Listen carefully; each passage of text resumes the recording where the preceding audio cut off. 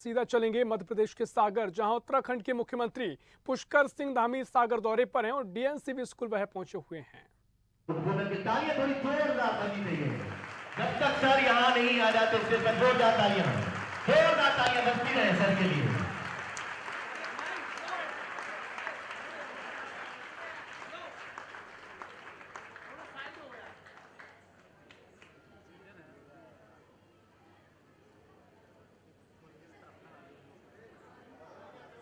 ठीक है यार, तो रोज ही दिक्कत होती है।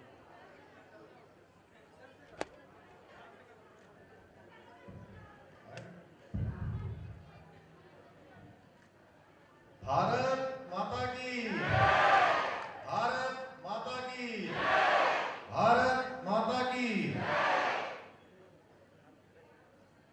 डीएनसीबी स्कूल जिसमें मुझे भी ये सौभाग्य इस स्कूल में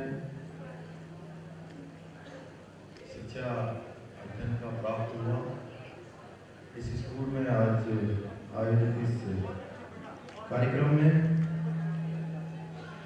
मेरे साथ आज के इस कार्यक्रम के विशिष्ट अतिथि के नाते लेफ्टिनेंट जनरल सी बंसी धनोपा जी, एडजुटेंट जनरल भारतीय सेना, major general Amrish Kumar ji, general officer commanding 36 division, brigadier Sai Prasad Shukla ji, deputy GOC अध्यक्ष, brigadier Navneet Jariyal ji, commandant Mahar regiment, deputy commandant Umang Chaudhary ji, CEO कैंटपुर श्रीमती श्रेया जैन जी, हमारे माननीय विधायक प्रदीप लारिया जी, सदस्य कैंट बोर्ड प्रभुदयाल पटेल जी, हरवंश राठौर जी, जिलाधिकारी सागर दीपक आर्य जी, एसएसपी तरुण नायक जी एवं जिनके सानिध्य में रहकर मुझे इस विद्यालय में शिक्षा अध्ययन का सौभाग्य प्राप्त हुआ, हमारे गुरुजी प्रधानाचार्य RN त्रिपाठी जी और मेरे समय के जिस समय मैं इस विद्यालय में पढ़ता था उन सभी का मुझे जहाँ एक शिक्षक के नाते, एक अभिभावक के नाते बहुत सारा ज्ञान, बहुत सारे जीवन में आगे बढ़ने के मार्ग उनके कारण से मुझे प्राप्त हुए। ऐसे हमारे श्री स्वरूप sir, OP Suresh ji, Shri VK Vishwakarma ji, SK करंद गुरु जी, RS दुबे जी, SL जैन जी, आनंद श्रीवास्तव जी, श्री BK कोरी जी, श्री RK यादव जी, श्री PK नामदेव जी एवं यहाँ पर आए हुए सभी सागर क्षेत्र के सभी हमारे बड़े बुजुर्ग, सभी उपस्थित मेरे समय के मेरे सहपाठी भाई बहन, जिनका मैं देख रहा हूं कि अति उत्साह उनके अंदर, उनका प्रेम देखकर मैं सच बहुत भावुक हो रहा हूं।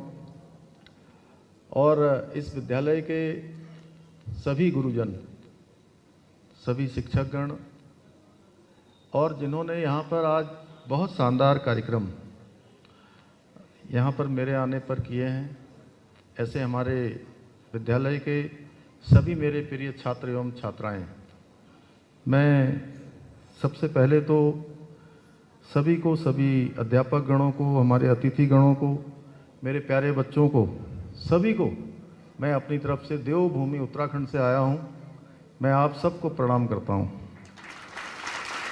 आज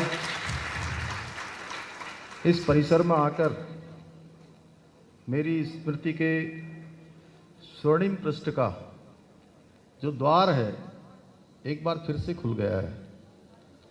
मैं यहाँ आकर अपने बचपन में लौट आया हूँ,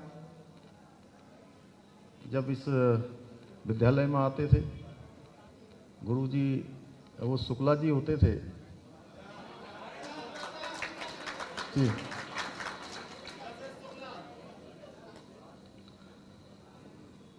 उन्होंने भी काफ़ी हम लोगों को अलग अलग तरीके से काफ़ी सभी गुरुजनों से कुछ न कुछ सीखने को मिला।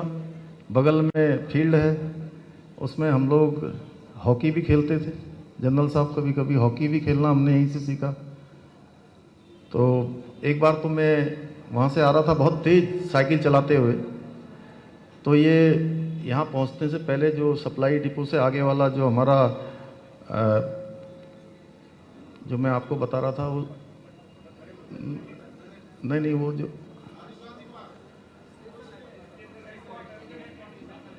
स्टेशन हेडक्वार्टर के पास वो मेरा बस्ता जो है साइकिल के आगे फंस गया और फंसने के बाद साइकिल पूरी पलट गई और पलटने के बाद मैं नीचे गिर गया तो मेरा हाथ ही फ्रैक्चर हो गया था।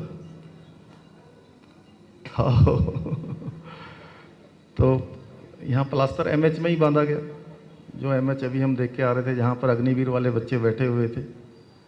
तो बहुत सारी यादें यहाँ से जुड़ी हुई है। बहुत अच्छी अच्छी चाट यहाँ बिकती थी, हम लोग ठेले में खड़े होकर चाट खाते थे कई बार। हाँ ऐसा लगता है जैसे कि ये सब कल की बात हो। 1988, 1990, 1991 लगभग 30-31 साल हो गए, लेकिन ऐसा लग ही नहीं रहा है कि मैं जो है यहाँ इतने 30 साल बाद आया हूँ। इस स्कूल से जुड़ा एक एक स्मरण, मेरी चेतना में पूरे स्पष्ट तरीके से मुझे सब कुछ याद है, मैं कुछ भूला नहीं। स्कूल के अंदर आते ही जो है थोड़ा मुझे जब ये लैब दिखाई तो श्रेया ने तो अच्छा लैब बनी है, उसके अंदर हमारे सभी विद्यार्थियों ने बड़ा अच्छा काम किया है।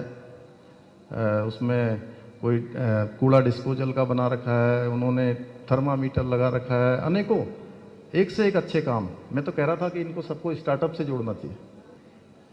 हमारा जैसे वहाँ राज्य मध्य प्रदेश तो बड़ा राज्य है, उत्तराखंड जनसंख्या की दृष्टि से छोटा राज्य है, भौगोलिक लंबा चौड़ा है, क्षेत्रफल काफ़ी लंबा चौड़ा है, एक कोने से दूसरे कोने जाना बड़ा, नीति से माणा से लेकर लिपू लेक तक का जो मार्ग है काफ़ी लंबा है। लेकिन उसके बावजूद भी उत्तराखंड में अभी हमारे यहाँ पर 700 स्टार्टअप काम कर रहे हैं और स्टार्टअप के लिए काफ़ी हम लोग प्रोत्साहन भी कर रहे हैं। मैं चाहूँगा कि इन बच्चों को स्टार्टअप से जोड़ा जाए। मैं आपसे अनुरोध करूँगा, मैं माननीय मुख्यमंत्री जी से भी अनुरोध करूँगा, उनको मैं बताऊँगा कि मैं स्कूल में गया था और हमारे बच्चों ने बहुत अच्छा काम किया हुआ है। मैं बच्चों से कहना चाहता हूँ कि जब मैं यहाँ पढ़ता था तो आपकी तरह ही पढ़ने के साथ साथ मैं खेलता भी था और जहाँ मन होता था वहाँ चले भी जाता था, घूमता भी था, मस्ती धमाल सब करते थे हम लोग। इसलिए मैं आपसे भी कहना चाहूँगा कि जब पढ़ाई लिखाई का समय है उस समय केवल मन लगा के पढ़ाई करिए। खेल के मैदान में जाइए तो केवल खेल खेलिए, जो करना है वो पूरे दिल से करिए। और एक बात मैं जरूर कहना चाहता हूं कि जीवन में सब कुछ लौट कर आ जाता है, लेकिन जो समय चला जाता है वो फिर कभी लौट कर नहीं आता है।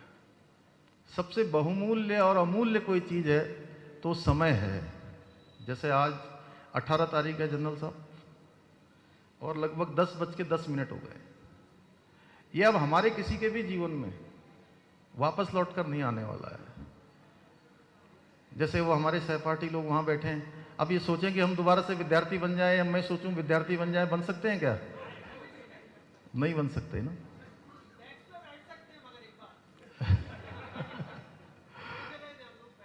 लेकिन विद्यार्थी नहीं बन सकते, ऐसे जैसे बच्चे पढ़ रहे हैं पीछे ना, ऐसे नहीं पढ़ सकते। इसलिए इनके जीवन में भी अगर ये 15 साल बाद 20 साल बाद ये हमारे बच्चे सोचें कि हम फिर से विद्यार्थी बन जाएं, तो विद्यार्थी नहीं बन सकते। वैसे तो विद्यार्थी व्यक्ति जीवन भर रहता है, जब तक उसके जीवन का अंतिम क्षण नहीं आ जाता तब तक वो कुछ ना कुछ सीखता ही रहता है। उसके सीखने का काम कभी पूरा नहीं होता है। लेकिन ऐसे क्लासरूम में बैठकर विद्यार्थी बनना वो संभव नहीं होगा।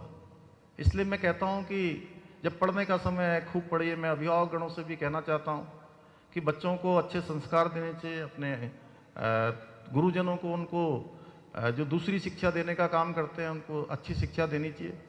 अगर हम लोग भी कहीं आज किसी स्थान पर अपनी सेवा दे पा रहे हैं तो उसके पीछे जहाँ माता पिता का दिया हुआ संस्कार है, गुरुजनों के द्वारा दी हुई जो शिक्षा है, उसी के कारण से ये संभव हो पाता है कि हम जीवन में आगे बढ़ते हैं। ये बचपन के दिन भी कैसे कमाल के दिन होते हैं, पता ही नहीं लगता। जनरल साहब ये पता ही नहीं लगता। भवनीश जी, आप तो बड़े हमारे वो आर्टिफिशियल इंटेलिजेंस से लेके तमाम चीज़ें ऊपर कल चर्चा कर रहे थे। पता ही नहीं लगता कि ये दिन कैसे बीत जाते हैं, समय कैसे चला जाता है। हम लोग कभी यहाँ पढ़ते थे और 30 साल 31 साल हो गए। हम लोगों के साथ के भी कई लोग जो है फौज में जो भर्ती हुए थे वो रिटायर होकर चले आए। लेकिन हम लोग राजनीति में है तो राजनीतिक क्षेत्र में कहते हैं अभी तो हम लोग प्रारंभिक अवस्था में हैं। जैसे यहाँ विद्यार्थी लोग बैठे हैं, ये विद्यार्थी हैं। मैं भी अपने आप को राजनीति का कोई प्रोफेसर नहीं मानता हूँ। मैं भी ऐसे ही मानता हूँ कि जैसे ये बच्चे हमारे कोई हाई स्कूल में पढ़ रहे हैं, कोई इंटर में पढ़ रहे हैं, तो हम इतना ही मान सकते हैं कि हम इनसे 1-2 क्लास आगे हैं। बीए में एमए में मान सकते हैं, उससे ज़्यादा नहीं। इस स्कूल के एक एक कोने से मेरा परिचय है। मैं यहाँ आकर अत्यंत ही अभिभूत हूँ। उस दौरान हमारे पूजनीय गुरुजनों द्वारा जो पढ़ाया गया, साथियों के साथ जो समय बिताया गया, सब कुछ असाधारण और अद्वितीय था। मैं चाहकर भी वो दोबारा से लौट नहीं सकता।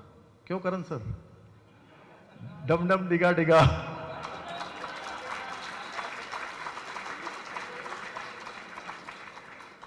यही गाते थे ना?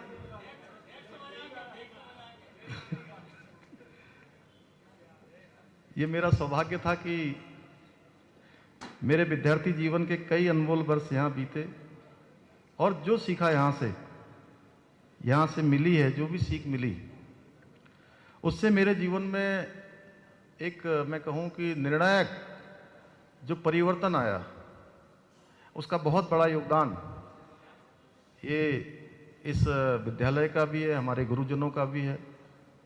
मैं उनको जितना हृदय से जितना भी उनको नमन करूं, जितना प्रणाम करूं, जितना उनका स्मरण करूं, वो कम है। सागर की इस पावन भूमि ने मुझे जो संस्कार दिए हैं वो मेरे जीवन को आकार दिया है। उसने मेरे जीवन में एक कैटालिस्ट का काम किया है, एक उत्प्रेरक का काम किया है।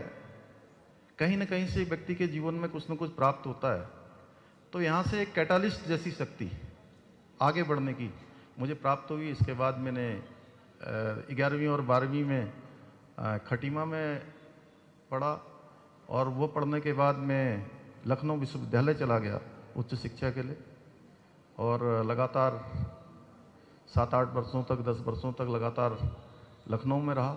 उसी दौरान मैं छात्र राजनीति में भी आ गया। इसलिए मैं कह सकता हूँ कि आज मैं जो कुछ भी हूँ उसमें इस भूमि, इस स्कूल और यहाँ के शिक्षकों का और यहाँ के मेरे मित्रों का, मेरे सहपाठियों का, साथियों का बहुत बड़ा योगदान है। मैं आप सबका बहुत आभारी हूँ कि आपसे मिले सहयोग के लिए। मैं आप सबका एक बार हृदय से आप सबका अभिनंदन करता हूँ। मैं विशेष रूप से अपने गुरुओं का अभिवादन करता हूँ, जिनके कारण से समाज जीवन में मुझे ये योगदान देने की शिक्षा मिली, ये सेवा करने का अवसर मिला। इसके लिए मैं इतना कह सकता हूँ, कबीरदास जी ने कितना उत्तम कहा है, गुरु कुम्हार शिष कुंभ है, गड़ी गड़ी काढ़े खोट, अंतर हाथ सहार दे, बाहर वाहे चोट। जिस प्रकार से कुम्हार जो है आकार देता है, उसी प्रकार से गुरु भी अपने शिष्य को एक विस्तार देने का काम करता है, एक आविष्कार की ओर ले जाने का काम करता है। आज मैं आपके सम्मुख उत्तराखंड के मुख्य सेवक के नाते में उपस्थित हूँ, उसको गढ़ने वाले मेरे सामने बैठे हुए हैं। जैसे कुम्हार जो है घड़े को गढ़ता है, उसी प्रकार से आपका भी बहुत बड़ा योगदान है, क्योंकि एक ये बचपन ऐसा होता है, बचपन ऐसा होता है कि जो बचपन की हमारी सीख होती है, श्रेया जी आपने भी जो बचपन में सीखा होगा, वो MA BA या उससे ऊपर जाके जो है उनको सब भूल भी गई होंगी बहुत सारे लोगों को। लेकिन जिन्होंने कक्षा 8वीं में, 9वीं में, 10वीं में, क्यों जनरल साहब ऐसे ही है? उनप्पा साहब आपको भी याद होंगे, मुझे भी याद है जैसे ना।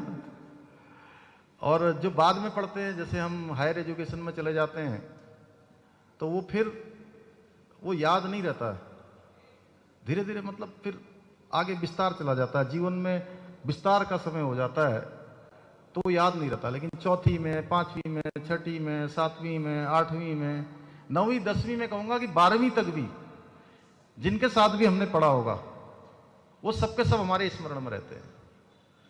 तो इसको गढ़ने का काम हमारे गुरुजनों ने किया है, मेरे सामने बैठे हैं आप सब लोगों ने। मुझे यहाँ पर पिछले वर्ष भी आने का हुआ था और मुझे जानकारी हुई कि आप सब लोग बहुत खुश हो रहे थे, बहुत आप लोगों के मन में था कि जल्दी से जल्दी मैं यहाँ आऊँ। लेकिन मैं एक बात कहना चाहता हूँ कि जीवन में किसी के साथ भी कुछ भी घटित होता है तो बिना भगवान की इच्छा के बिना कुछ नहीं हो सकता। एक पत्ता भी अगर कहीं से कहीं हिलता है तो भगवान की इच्छा थी कि आज ही मैं आपके बीच में आऊँ, इसलिए आज आप सबके बीच में आ पाया हूँ। और मैं प्रयास करूँगा कि आप लोगों के साथ में बीच बीच में, क्योंकि महार रेजिमेंट सेंटर से भी यहाँ पर मेरा एक पारिवारिक नाता है, उस पारिवारिक नाते के नाते वहाँ आना है। तो वैसे ही हमारा विद्यालय परिवार है, मैं कोशिश करूँगा कि जब जब यहाँ आऊँगा सागर में तो आप सब लोगों के बीच में आऊँगा। अगली बार मैं कोशिश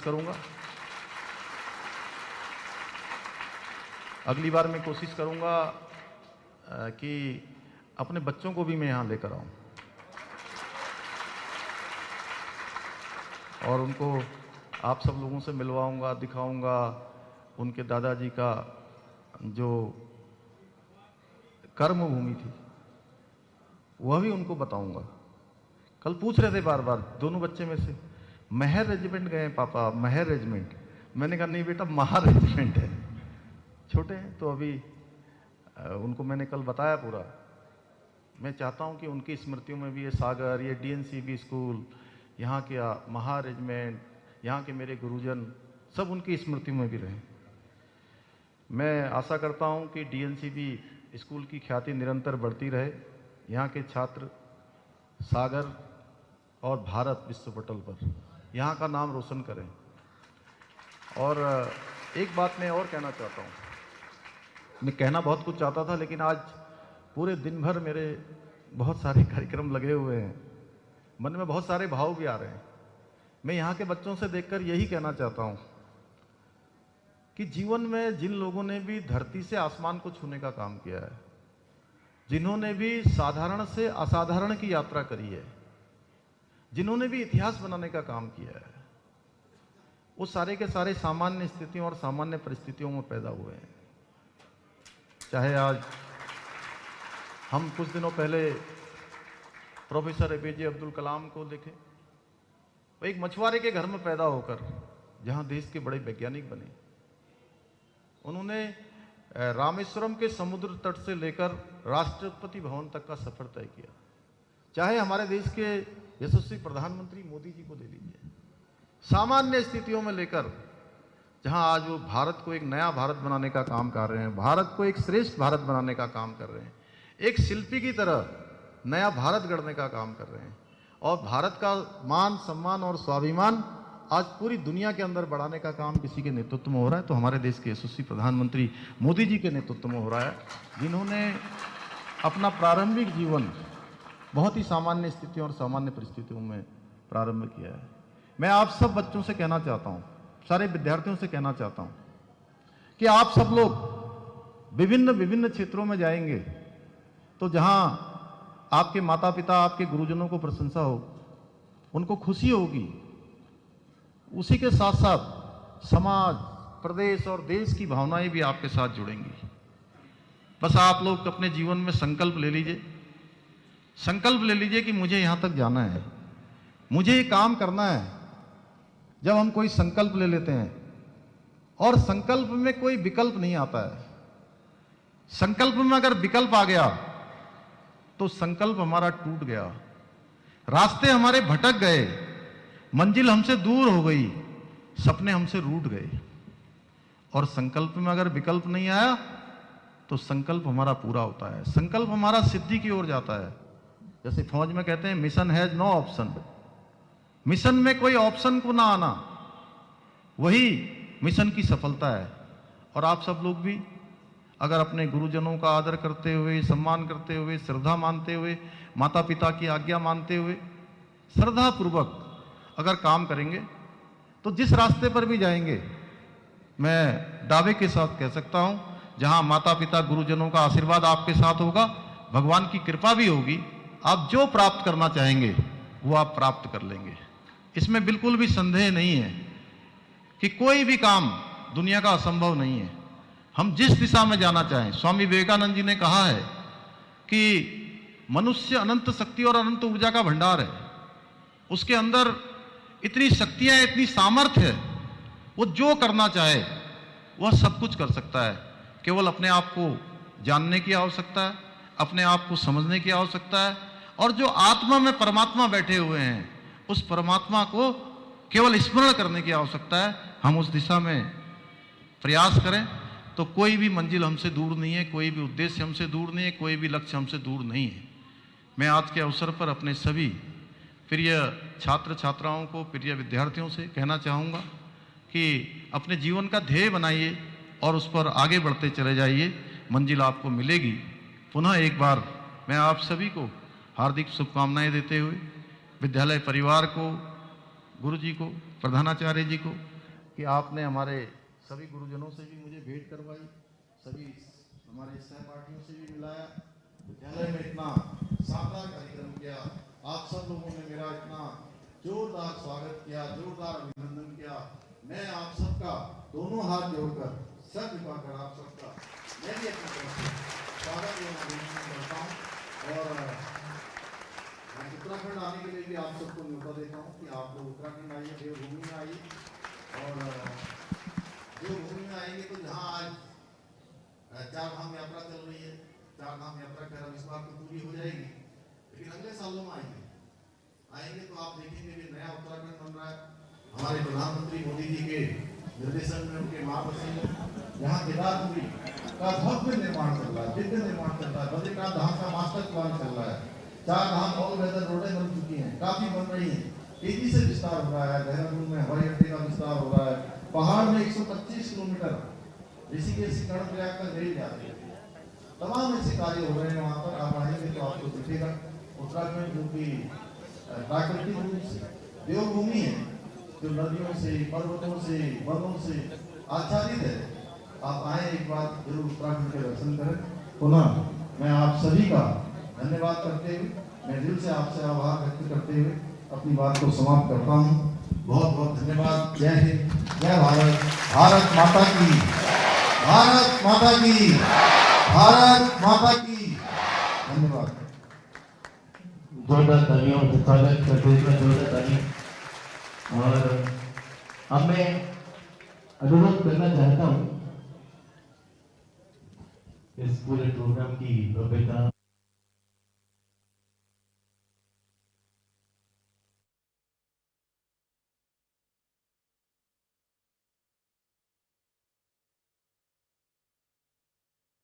तो मुख्यमंत्री पुष्कर सिंह धामी सागर के डीएनसीबी स्कूल में संबोधित कर रहे थे।